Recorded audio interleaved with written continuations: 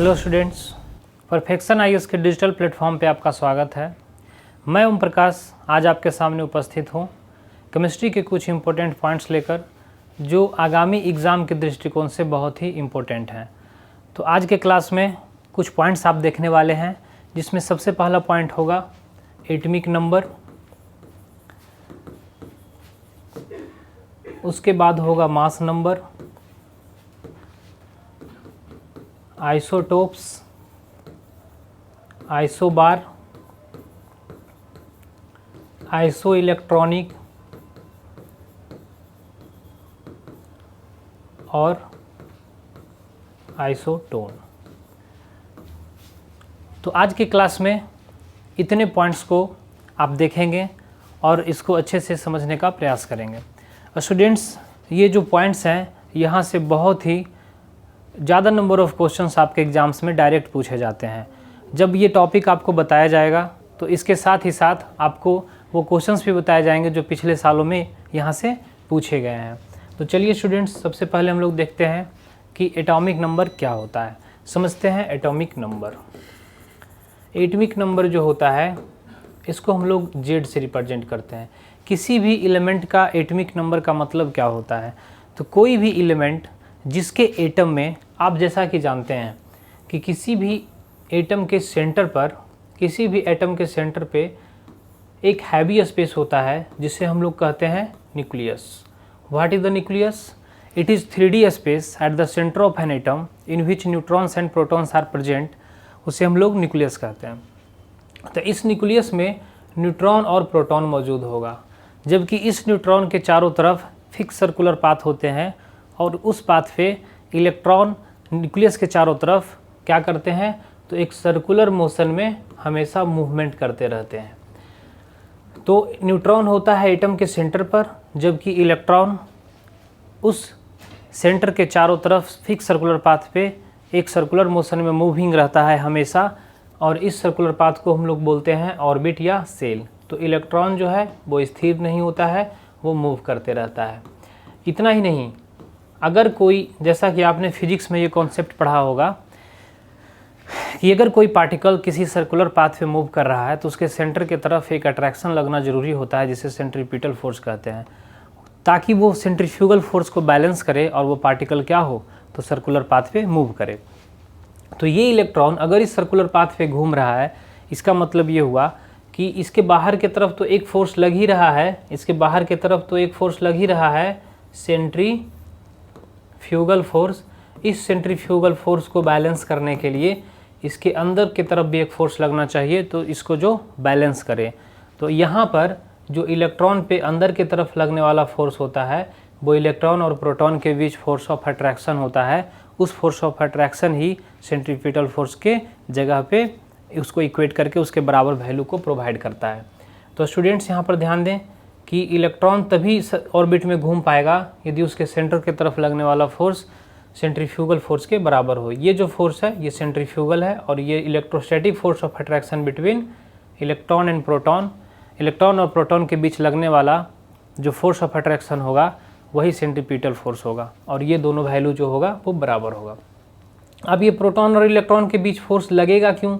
तो सिंपल सा बात है, प्रोटॉन पे पॉजिटिव चार्ज होता है और इलेक्ट्रॉन पे निगेटिव चार्ज, तो प्लस माइनस के बीच जो अट्रैक्शन होगा वही अट्रैक्शन सेंट्रीपिटल फोर्स को प्रोवाइड करता है। न्यूट्रॉन पे कोई चार्ज नहीं होता है स्टूडेंट्स। तो सबसे पहले देखते हैं एटॉमिक नंबर। ये एटॉमिक नंबर होता क्या है? तो किसी भी एटम के न्यूक्लियस में जितना नंबर ऑफ प्रोटॉन मौजूद हो उसी को हम लोग क्या कहते हैं? Atomic number. The number of protons present in nucleus of an atom is called atomic number. तो यहाँ पर हम लोग एक लाइन लिख सकते हैं, number of proton present in nucleus of an atom, present in nucleus of an atom. किसी एटम के न्यूक्लियस में जितना नंबर ऑफ प्रोटॉन हो उसे हम लोग क्या कहते हैं? Atomic number. और मॉडर्न प्रिडिक्टेबल में जो एलिमेंट्स को सजाया गया है वो बिल्कुल एटॉमिक नंबर के इंक्रीजिंग ऑर्डर में सजाया गया है। मॉडर्न प्रिडिक्टेबल किसके द्वारा बनाया गया? तो हेनरी मोसले के द्वारा बनाया गया। उन्होंने एलिमेंट्स को increasing order of atomic number के आधार पर सजाया था। हाइड्रोजन का एटॉमिक नंबर 1,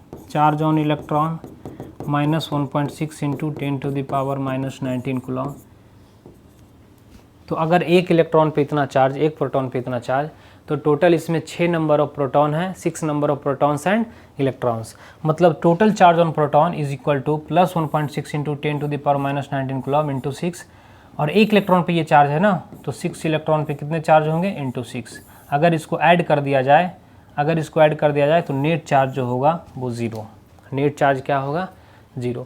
किसी भी एटम में नेट चार्ज, ओवरऑल चार्ज जो होता है वो 0 होता है।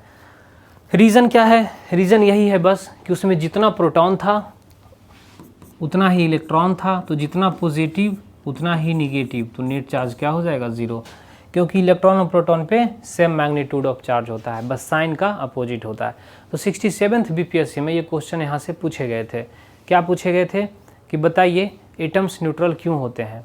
एटम्स न्यूट्रल क्यों होते हैं? सिंपल सा क्वेश्चन था, व्हाई एटम्स आर न्यूट्रल। तो इसका जवाब क्या होगा? Atoms are neutral due to equal number of proton and electron. किसी भी एटम में जितना प्रोटॉन होता है उतना ही इलेक्ट्रॉन होता है, तो नेट चार्ज किसी एटम पे क्या होता है? 0। तो यहाँ से हम लोग एक लाइन लिख सकते हैं, net charge on atom, net charge on atom is 0 due to equal number of proton and electron. तो प्रोटॉन और इलेक्ट्रॉन के इक्वल नंबर होने के कारण नेट चार्ज जो होता है 0 होता है। सिंपल सा बात। चार्ज में न्यूट्रॉन का कोई योगदान नहीं है, क्योंकि आप जानते हैं न्यूट्रॉन पे नेट चार्ज जो है वो 0 होता है। Neutron is a neutral particle, जैसा कि इसका नाम है न्यूट्रॉन। न्यूट्रॉन सुनने में ही लग रहा है कि ये न्यूट्रल है। तो आप यहाँ पे समझे आई होप कि एटम्स का एटॉमिक नंबर और इलेक्ट्रॉन और प्रोटॉन का क्या रिलेशन है। न्यूट्रॉन का एटॉमिक नंबर से कोई लेना देना नहीं है, उसका रिलेशन मास नंबर से होता है। लेकिन यदि यहाँ पर एक पॉइंट और समझें कि यदि number of proton, if number of proton in an atom is equal to number of electron, then atomic number y is not defined on the basis of number of electron। अगर number of proton और number of electron दोनों बराबर है किसी atom में, तो किसी atom को नंबर ऑफ इलेक्ट्रॉन के आधार पे क्यों नहीं कहा गया कि एटॉमिक नंबर जो होगा वो नंबर ऑफ इलेक्ट्रॉन के बराबर होगा। तो सिंपल सा बात कि नंबर ऑफ इलेक्ट्रॉन के आधार पे एटॉमिक नंबर को इसलिए नहीं डिफाइन किया गया क्योंकि इलेक्ट्रॉन जो है वो हमेशा ट्रांसफ़र में भाग लेता है। वो कोई एटम का इलेक्ट्रॉन दूसरे एटम में जा सकता है, दूसरे एटम का इलेक्ट्रॉन किसी एटम में आ सकता है। तो नंबर ऑफ़ इलेक्ट्रॉन जो है किसी एटम में वो हमेशा कांस्टेंट होगा, ये ज़रूरी नहीं है, वो वेरिएबल होता है।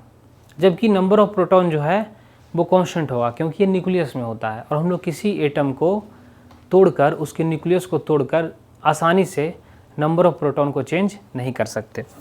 तो जनरली या फिर ऐसे कह सकते हैं कि स्पॉन्टेनियसली किसी भी एटम का जो न्यूक्लियस होगा वो नंबर ऑफ प्रोटॉन को चेंज नहीं कर सकता है, ना ही वो लॉस करेगा प्रोटॉन को, ना ही वो आसानी से स्पॉन्टेनियसली गेन करेगा।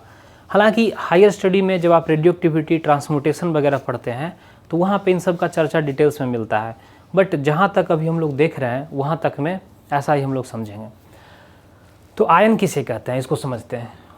What are ions? आयन किसे कहते हैं?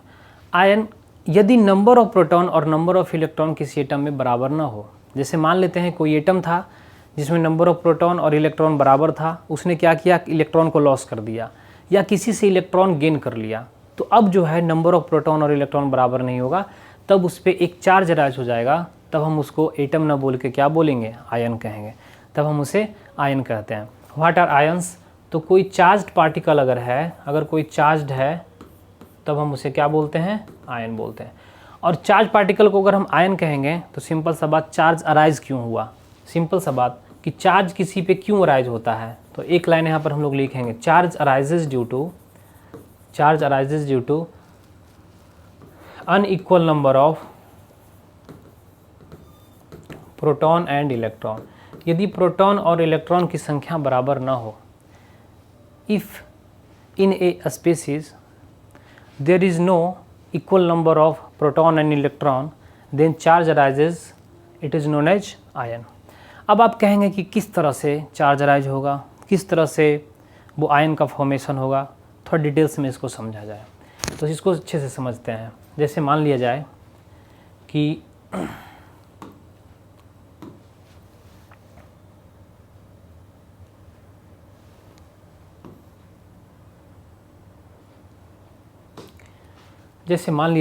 कि हमारे पास सोडियम एटम था, इसके पास 11 प्रोटॉन था और 11 इलेक्ट्रॉन था। नेट चार्ज क्या रहेगा, 0। जैसा कि आपको भी मैंने बताया कि किसी भी एटम में नेट चार्ज जो होता है वो 0 होता है, क्योंकि उसमें जितना प्रोटॉन उतना ही इलेक्ट्रॉन, जितना पॉजिटिव चार्ज उतना ही निगेटिव चार्ज, तो नेट चार्ज 0। तो सोडियम पे भी नेट चार्ज 0 होगा। दूसरा जो एटम है वो क्लोरीन का है। क्लोरीन का एटॉमिक नंबर 17 होता है। तो जितना एटॉमिक नंबर होगा उतना ही प्रोटॉन होगा और उतना ही क्या होगा, इलेक्ट्रॉन होगा। जितना प्रोटॉन उतना इलेक्ट्रॉन। ये होता है एटम्स के लिए। अगर इसने 1 इलेक्ट्रॉन इसको दे दिया, मान लेते हैं सोडियम ने 1 इलेक्ट्रॉन ट्रांसफ़र किया क्लोरीन को, तो 1 इलेक्ट्रॉन जब सोडियम देगा क्लोरीन को तो इसके पास 1 इलेक्ट्रॉन घट जाएगा। The number of electron decreases by 1 unit when sodium transfers 1 electron to chlorine. अब इलेक्ट्रॉन के पास 11 इलेक्ट्रॉन था, सोडियम के पास 11 इलेक्ट्रॉन था, 11 प्रोटॉन था, नेट चार्ज 0 था, लेकिन इसने 1 इलेक्ट्रॉन दे दिया। तो अब इसके पास प्रोटॉन तो 11 है, लेकिन इलेक्ट्रॉन कितने होंगे, 10। तो +11 - 10, मतलब ये हुआ, प्लस लिखने का मतलब यहाँ प्रोटॉन है, माइनस लिखने का मतलब यहाँ पे इलेक्ट्रॉन है। तो नेट चार्ज जो है इस पर +11 - 10 क्या होगा, +1, और इसने 1 इलेक्ट्रॉन गेन किया तो इलेक्ट्रॉन का संख्या यहाँ पे बढ़ जाएगा। The number of electron increases by 1 unit in chlorine when it accepts 1 electron from sodium, और नंबर ऑफ प्रोटॉन जो होगा वो उतना ही रहेगा। तो -18 + 17 ये क्या होगा, -1। अगर इसने इलेक्ट्रॉन गेन किया तो इस पर निगेटिव चार्ज आ गया। क्यों? क्योंकि नंबर ऑफ इलेक्ट्रॉन बढ़ गया। तब हम इसे कहते हैं एनायन। जो इलेक्ट्रॉन गेन करता है उसे हम लोग एनायन कहते हैं, जो इलेक्ट्रॉन लॉस करता है उसको हम लोग कैटायन बोलते हैं। तो जब ये नंबर ऑफ इलेक्ट्रॉन ऐसा नहीं है कि एक ही इलेक्ट्रॉन लॉस करेगा, 2 भी कर सकता है, 3 भी कर सकता है, कोई भी दूसरा एटम होगा, सोडियम के बारे में ही नहीं कहा जा रहा है, तो इसे हम लोग कैटायन कहते हैं। कैटायन पे पॉजिटिव चार्ज होता है, एनायन पे क्या होता है? Negative charge. तो चार्ज क्यों राइज हुआ? जब इसके पास प्रोटॉन और इलेक्ट्रॉन की संख्या बराबर नहीं है। मतलब यहाँ पर हम लोग कह सकते हैं for ions Z = P but not equal to E। Atoms में क्या थे? एटम्स में क्या थे? अगर वो न्यूट्रल थे तो उसमें एक चीज़ था कि Z = P = E। एटम में जितना प्रोटॉन होता है उतना ही इलेक्ट्रॉन होता है, लेकिन आयंस के लिए यही बात सेम नहीं है। आयंस तभी फॉर्म होगा जब प्रोटॉन और इलेक्ट्रॉन का नंबर जो है वो बराबर नहीं होगा। तो अगर आपसे पूछा जाए कि इस पे चार्ज बताइए कि कितना चार्ज राइज हुआ, तो आप कितना कहेंगे? तो सिंपल सा बात है, 11 प्रोटॉन -10 इलेक्ट्रॉन, मतलब 11 प्रोटॉन और 11 इलेक्ट्रॉन था तो नेट चार्ज 0 था। अब यहाँ पे एक प्रोटॉन एक्सेस में है तो एक प्रोटॉन के बराबर चार्ज यहाँ पे राइज होगा 1.6 × 10⁻⁻19 कूलम। यहाँ पे कितना चार्ज राइज होगा? तो यहाँ पर देखिए कि 17 प्रोटॉन 17 इलेक्ट्रॉन के चार्ज को न्यूट्रल कर रहा था। नेट चार्ज क्या था? 0। लेकिन अब एक इलेक्ट्रॉन इधर एक्स्ट्रा आ गया, तो एक्स्ट्रा इलेक्ट्रॉन आने से क्या होगा? एक इलेक्ट्रॉन का चार्ज जो है बढ़ जाएगा। मतलब इस पर जो नेट चार्ज आएगा वो एक इलेक्ट्रॉन के बराबर चार्ज होगा, क्योंकि 17 प्रोटॉन 17 इलेक्ट्रॉन के चार्ज को कैंसिल आउट कर देगा। लेकिन एक इलेक्ट्रॉन एक्सेस में है तो एक इलेक्ट्रॉन के बराबर चार्ज इस पर राइज होगा, यानी -1.6 × 10⁻⁻19 किलो। तो ये होता है आयन। तो आई होप आपको यहाँ पे ये पॉइंट समझ में आया होगा। यानी अभी के बाद जब भी पॉजिटिव चार्ज रहेगा कहीं पे, तो हम लोग यही समझेंगे कि पॉजिटिव चार्ज इस पर तभी आया जब इसने इलेक्ट्रॉन का लॉस किया, और निगेटिव चार्ज अगर किसी पे रहेगा तो हम ये समझेंगे कि इसने किसी से इलेक्ट्रॉन गेन किया है तभी इस पर निगेटिव चार्ज राइज हुआ है। जितना यूनिट चार्ज रहेगा उतना इलेक्ट्रॉन के बराबर चार्ज होगा। तो सिंपल सा बात यहाँ पे ये कॉन्सेप्ट है। जैसे एग्जांपल के लिए अगर आपसे पूछा जाए कि Mg+2 के पास कितना इलेक्ट्रॉन, तो Mg जो है मैग्नीशियम का एटॉमिक नंबर कितना है? 12। तो अगर इसका एटॉमिक नंबर 12 है तो इसका number of proton Z = P = E कितना होता था? 12। लेकिन यहाँ पे +2 है, मतलब इलेक्ट्रॉन जो है ना वो 12 के बराबर नहीं है। Z = P ही सिर्फ जो है Z = P यही सिर्फ 12 होगा।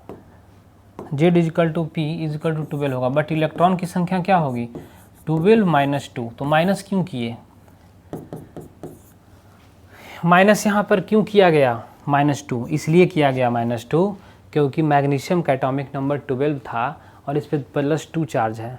2 पॉजिटिव चार्ज का मतलब इसने 2 इलेक्ट्रॉन किसी को लॉस किया है। अभी आपने देखा कि जब कोई इलेक्ट्रॉन लॉस करता है तो उस पर पॉजिटिव चार्ज राइज होता है। तो मैग्नीशियम पे +2 चार्ज होने का मतलब ये हुआ कि इसने 2 इलेक्ट्रॉन किसी को दे दिया, तो अब इसके पास कितना इलेक्ट्रॉन है? 10 ही इलेक्ट्रॉन है। और माइनस चार्ज रहता तो क्या कहते? किसने किसी से गेन किया है। जैसे एग्जाम्पल के लिए P-3 फॉस्फोरस का एटॉमिक नंबर होता है 15, तो इसके पास कितना इलेक्ट्रॉन है? तो Z और P तो चेंज होता नहीं है, तो ये 15 ही रहेगा। Z = P 15, और नंबर ऑफ इलेक्ट्रॉन कितना होगा? तो 15 + 3 क्यों किए?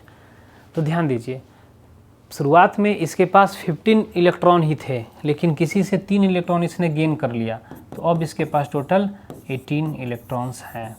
तो नंबर ऑफ इलेक्ट्रॉन्स यहाँ पर ऐड हो जाएंगे। तो जब भी कहीं पॉजिटिव चार्ज हो तब मतलब लॉस ऑफ इलेक्ट्रॉन, अगर निगेटिव चार्ज हो तो गेन ऑफ इलेक्ट्रॉन। 1-2 एग्जाम्पल से इसको और समझते हैं।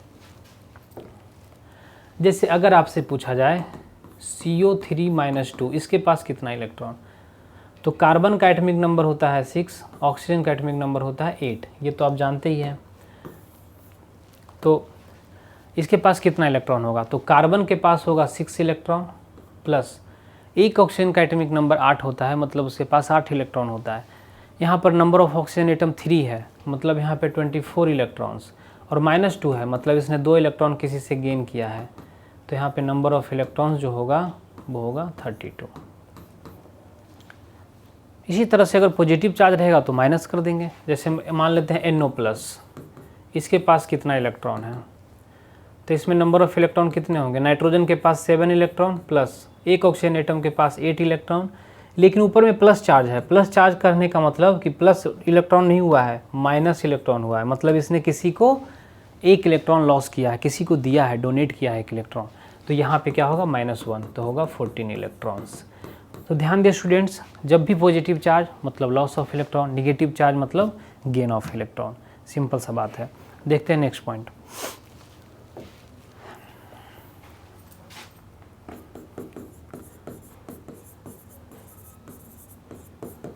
Iso electronic. नेक्स्ट पॉइंट है students isoelectronic. Isoelectronic किसे कहते हैं? सिंपल सा बात है, जिसमें सेम नंबर ऑफ इलेक्ट्रॉन हो। वैसे स्पीसीज, वैसे आयंस, मोलिक्यूल्स और atoms which contains equal number of electrons. जहाँ पे नंबर ऑफ इलेक्ट्रॉन बराबर हो जाए तब हम उसे क्या कहते हैं, आइसो इलेक्ट्रॉनिक। आइसो इलेक्ट्रॉनिक कुछ एग्जाम्पल से इसको समझते हैं। जैसे देखिए, अगर आपके सामने लिखा है CO2 N2O NH2- Mg+2। अब आपसे पूछा जा रहा है कि इसमें बताइए कि कौन कौन से ऐसे स्पीसीज हैं जो आइसो इलेक्ट्रॉनिक हैं। तो आइसो इलेक्ट्रॉनिक का मतलब ये होता है कि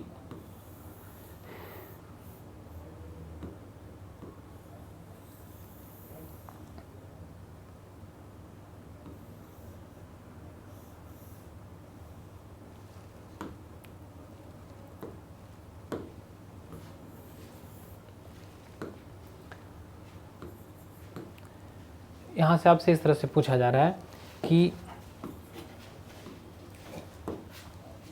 आपसे पूछा जा रहा है कि which of the following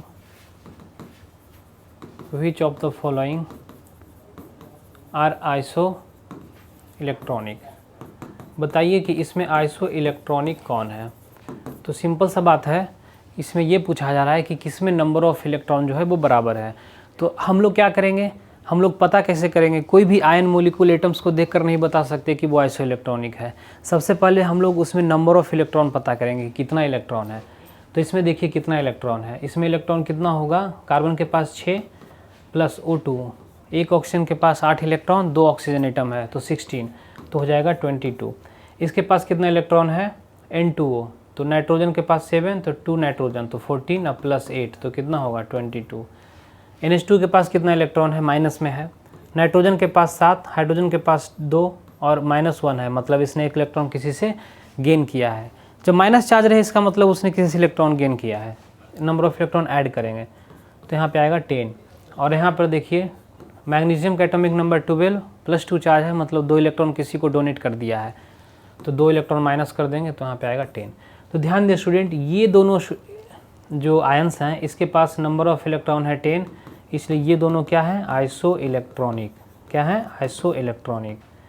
और यहाँ पर भी देखिए ये दोनों के पास नंबर ऑफ इलेक्ट्रॉन सेम है, तो ये दोनों पेयर भी क्या होगा, आइसो इलेक्ट्रॉनिक पेयर। इसको हम लोग क्या बोलेंगे, isoelectronic pair.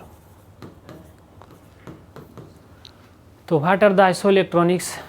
The compounds, molecules, atoms, ions which has equal number of electrons. अगला पॉइंट देखते हैं स्टूडेंट्स।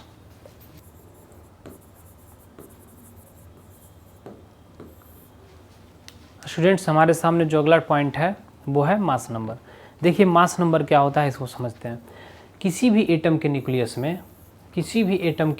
में न्यूट्रॉन और प्रोटॉन, किसी भी एटम के न्यूक्लियस में न्यूट्रॉन और प्रोटॉन होते हैं। तो ये न्यूट्रॉन और प्रोटॉन की जितनी संख्या होगी, the number of neutron and proton, इसको कलेक्टिवली एक साथ न्यूक्लियॉन्स भी कहा जाता है। तो नंबर ऑफ न्यूक्लियॉन्स को ही हम लोग क्या बोलते हैं, मास नंबर। तो ध्यान दें स्टूडेंट्स कि न्यूक्लियस में जितने भी न्यूट्रॉन और प्रोटॉन होंगे उसके सम को, न्यूट्रॉन और प्रोटॉन के सम को ही हम लोग क्या बोलते हैं, मास नंबर। मास नंबर क्या है, sum of number of neutron and proton present in nucleus of an atom, present in nucleus of an atom.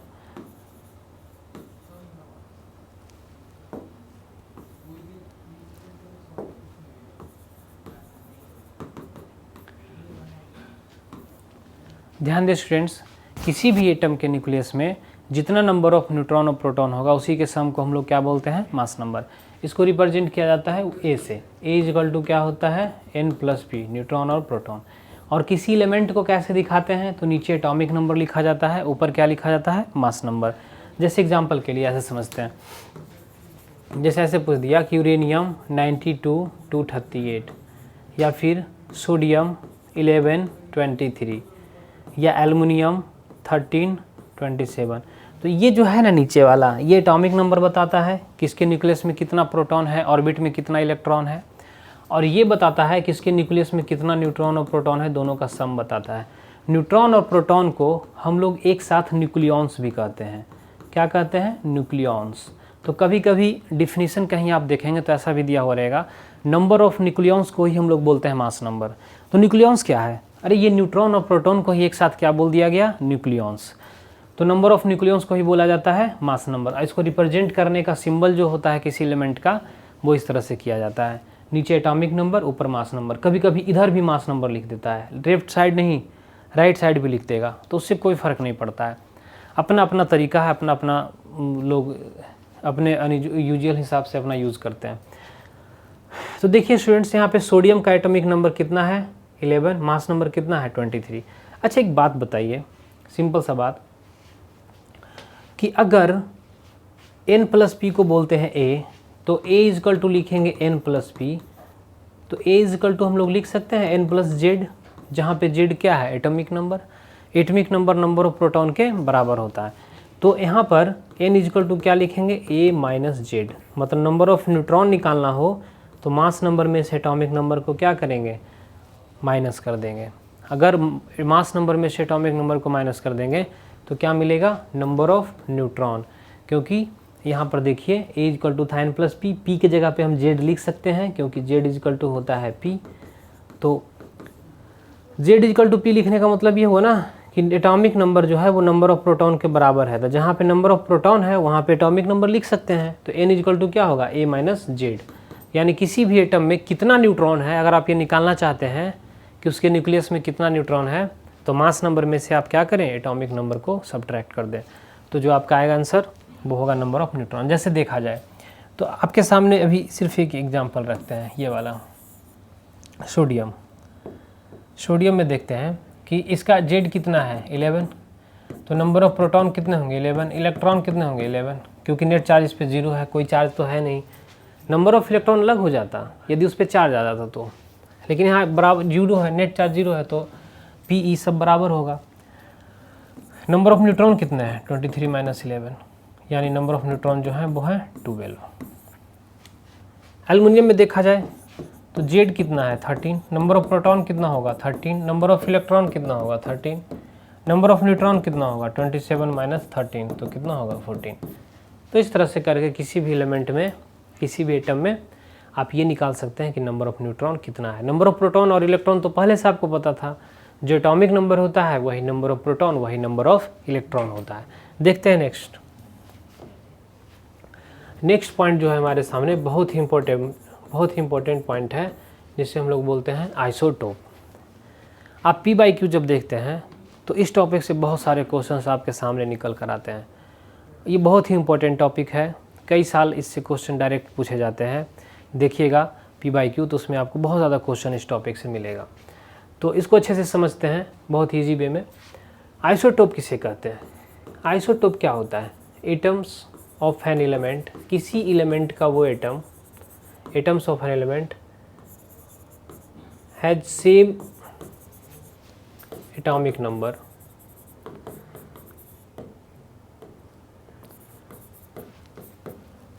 But different mass number.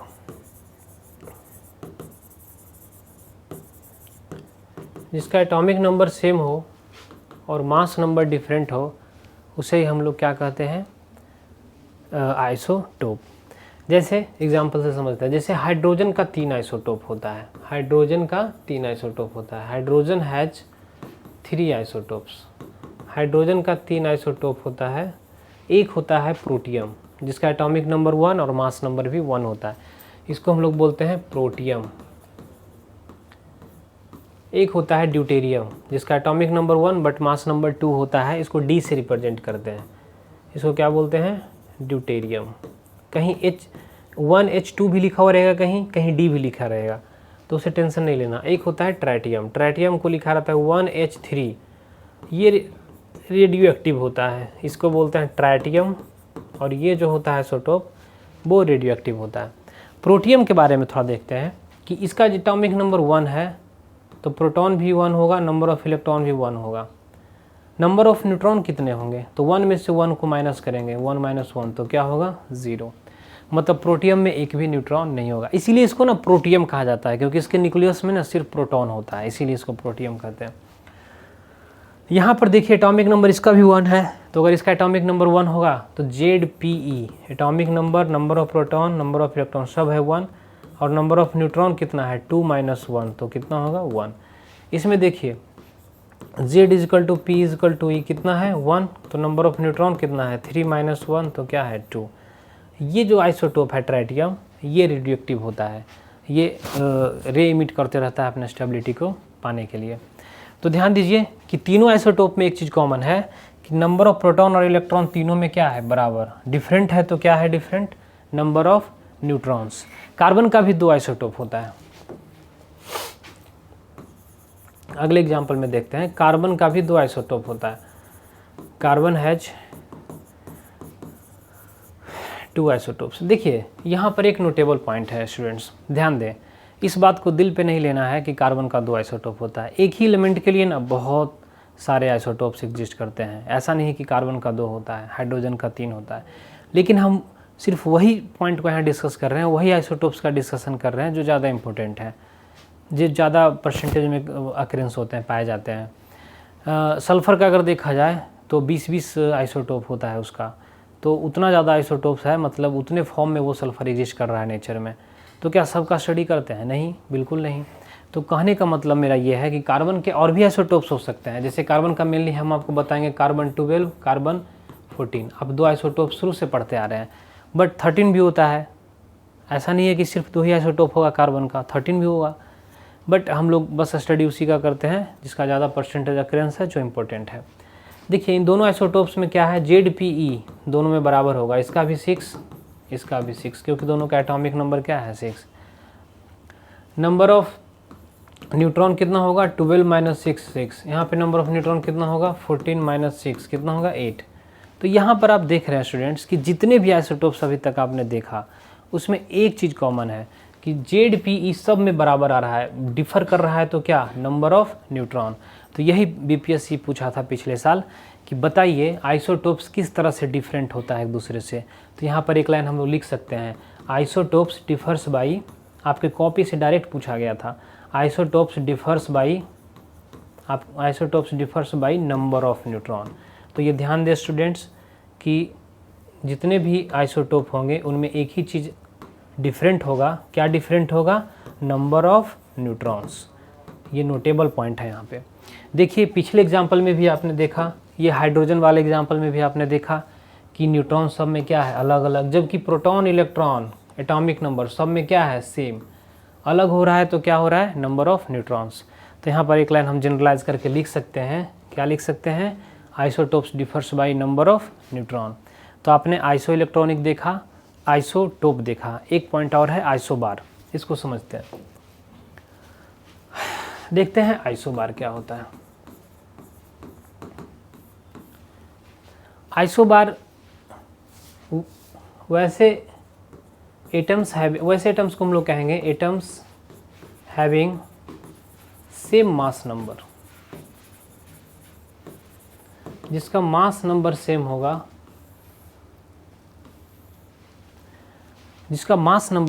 उससे हम लोग कहेंगे आइसोबार। उसका एटॉमिक नंबर क्या होगा, डिफरेंट, मास नंबर सेम होगा। यहाँ पर एक लाइन और ऐसे भी लिख सकते हैं, बट डिफरेंट एटॉमिक नंबर, जिसका एटॉमिक नंबर क्या हो, but different atomic number. Atomic number को हम लोग कैसे रिप्रेजेंट करते हैं, Z से रिप्रेजेंट करते हैं, बट डिफरेंट एटॉमिक नंबर। जैसे एग्जांपल लिखते हैं कार्बन 14, और नाइट्रोजन, ये दोनों क्या है, आइसोबार। कैसे, दोनों का मास नंबर सेम है, एटॉमिक नंबर डिफरेंट है, उससे मतलब नहीं है। ZpE इसका देखिए, number of proton number of electron, इसमें बताइए कार्बन में 6 होगा, इसमें कितने होंगे, number of proton number of electron 7, number of neutron कितना होगा 8, नंबर ऑफ न्यूट्रॉन कितना होगा 7। क्या कोई रिलेशन आ रहा है दोनों में, कोई रिलेशन नहीं। सिंपल से आगे बढ़ जाइए, कोई जनरलाइज करके कोई स्टेटमेंट हम यहाँ पे नहीं दे सकते, हो सकता है ये कोइंसिडेंस हो। अगला एक और एग्जांपल से समझते हैं कि क्या कोई रिलेशन आता है दो आइसोबार में, देखते हैं उसको। जैसे देखते हैं आर्गन, आर्गन का atomic number 18, mass number 40, calcium का एटॉमिक नंबर 20, मास नंबर 40। तो देखिए कि ZpE तीनों यहाँ पे कितना है 18, ZpE कितना है 20, नंबर ऑफ न्यूट्रॉन कितना है 22, नंबर ऑफ न्यूट्रॉन कितना है 20। क्या कोई रिलेशन है, नो रिलेशन। तो यहाँ पे जनरलाइज करके कोई स्टेटमेंट हम नहीं दे सकते कि इसमें अलग ही होगा या डिफरेंट होगा, पर हाँ कोई रिलेशन भी नहीं होता इक्वालिटी का। अगर स्टेटमेंट पूछ दे कि आइसोबार्स अगर दो हैं तो उन दोनों में कोई रिलेशन नहीं होता है, ना ही प्रोटॉन बराबर, ना ही इलेक्ट्रॉन बराबर, ना ही न्यूट्रॉन बराबर, तो हम लोग उसको कह सकते हैं कि हाँ ये सही स्टेटमेंट है, क्योंकि आइसोबार में कोई रिलेशन है ही नहीं कि इसमें प्रोटॉन इलेक्ट्रॉन या न्यूट्रॉन कुछ बराबर होगा। देखते हैं नेक्स्ट, एक और टर्म है आइसोटोन। स्टूडेंट्स आइसोटोन किसे कहते हैं, इसको समझते हैं। आइसोटोन वैसे एटम्स जिनमें नंबर ऑफ न्यूट्रॉन बराबर हो, तो तब उसे हम क्या कहेंगे, isotone. Atoms having equal number of proton, equal number of neutron, जिसमें न्यूट्रॉन की संख्या बराबर हो, इक्वल नंबर ऑफ न्यूट्रॉन हो, उसे हम लोग क्या बोलते हैं, आइसोटोन। जैसे एक एग्जांपल समझते हैं। जैसे अगर बोल दिया जाए कार्बन 14, यहाँ पे है 6, यहाँ पे है ऑक्सीजन, यहाँ पे है 16 और ये है 8। तो यहाँ देखिए कि इस कार्बन का ZpE कितना है, ZpE कितना है, तो ये है 6, न्यूट्रॉन कितना है तो 8, 14 - 6 करेंगे तो 8। और यहाँ पर देखा जाए ZpE atomic number, number of proton number of electron है 8, और नंबर ऑफ न्यूट्रॉन कितना है तो 16 - 8 करेंगे तो 8। तो यहाँ पे एक चीज़ देख रहे हैं कि दोनों में नंबर ऑफ न्यूट्रॉन बराबर हो रहा है, इसलिए क्या होगा, ये क्या होगा, तो ये आइसोटोन कहलाएगा। एक और एग्जांपल से समझते हैं। जैसे हीलियम है, तो हीलियम का एटॉमिक नंबर 2, मास नंबर 4, और अगर ट्राइटियम है तो इसका एटॉमिक नंबर 1 और मास नंबर 3। तो इसमें नंबर ऑफ न्यूट्रॉन देखिए 3 - 1 कितना होगा 2, इसमें नंबर ऑफ न्यूट्रॉन देखिए 4 - 2 तो कितना होगा 2। तो स्टूडेंट्स यहाँ से हम लोग कह सकते हैं कि वैसे स्पीसीज, वैसे एटम्स जिसमें नंबर ऑफ न्यूट्रॉन बराबर हो, उससे हम लोग क्या बोलते हैं, आइसोटोन। आई होप आज का क्लास आपको समझ में आया होगा। मिलते हैं अगले क्लास में। जय हिंद।